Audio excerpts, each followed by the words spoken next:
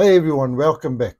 Today we're talking about something managers fear more than performance reviews, and that is giving honest feedback without crushing someone's confidence. Yes, it's possible, and by the end of this video, you'll have a step-by-step method that keeps your team improving without you feeling like the office villain. Let's jump right in. Step 1. Use a private, calm setting. This is not a hallway conversation. This is not a whispered comment while walking to the copier. Find a private spot, a meeting room, an office, or even a quiet outdoor space. Say something like, "Hey, can we chat for 10 minutes? I want to go over something with you." When people feel psychologically safe, their ears stay open. When they're embarrassed, their brain shuts down and goes straight into defense mode. Privacy equals open conversation. Step 2. Start with strengths. Here's the trick. You're not sugarcoating. You're showing respect. Start with something they genuinely do well. Not fluff. Not pre-scripted praise. For example, you always work hard to meet deadlines, and your consistency is something I really appreciate. This creates a balanced emotional environment. You're saying, "I see your value," before you say, "Let's improve this part." It keeps them receptive instead of defensive. Step 3. Focus on behavior, not personality. Never attack who they are. Only discuss what they did. Instead of "you careless," rather say, "The report had several errors and I want us to look at how we can prevent that." This makes feedback feel fair, not personal. Behaviors can change. Personal attacks just damage relationships.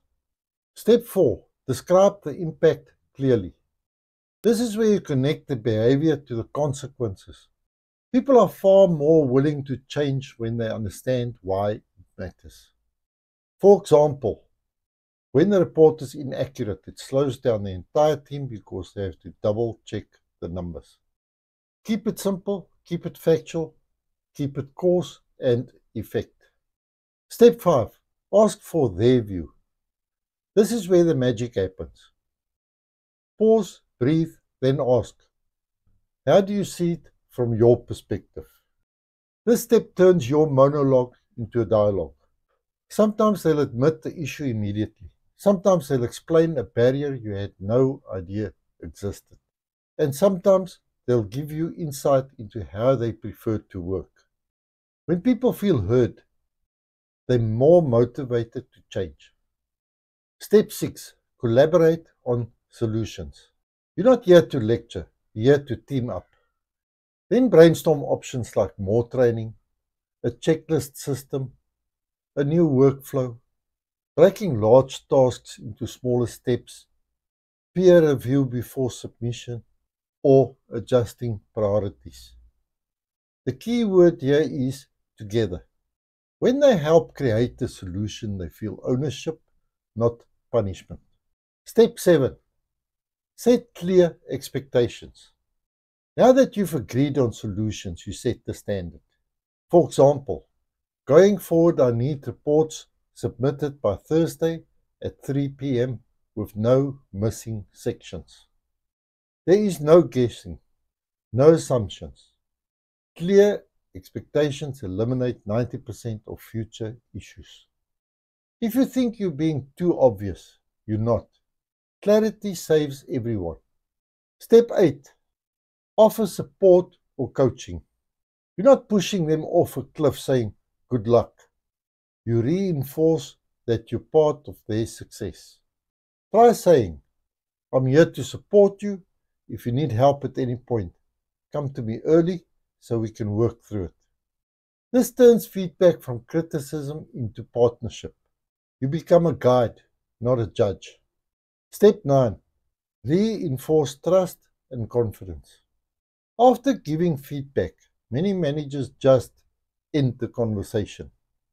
But here's a powerful closing line. "I know you can do this. I believe in your ability to improve. This isn't fluff. It re-engages their confidence. People perform better when they feel trusted. This step alone can turn stressful feedback into motivation. Step 10. Follow up shortly after. Feedback isn't a one-time event. It's a cycle. A quick follow-up, even a 2-minute chat, shows you actually care about their progress.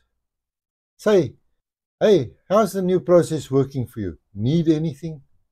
This makes the feedback alive. It also reinforces accountability without nagging. The worst thing you can do, give feedback once and never revisit it. Remember, consistency equals improvement. So that's how you give honest feedback without breaking someone down. Make it private, make it specific, make it supportive, and make it collaborative.